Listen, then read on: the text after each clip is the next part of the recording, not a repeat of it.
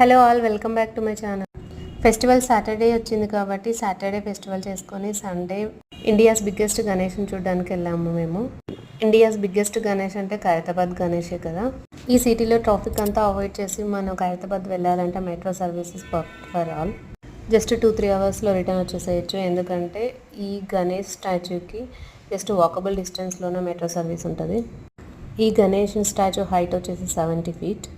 ఎంత క్రౌడ్ ఉన్నా ఒక సిస్టమేటిక్ చేయడం వల్ల మాకైతే దర్శనం త్వరగానే అయిపోయింది. చూసేయండి మీరు కూడా గణేషుని.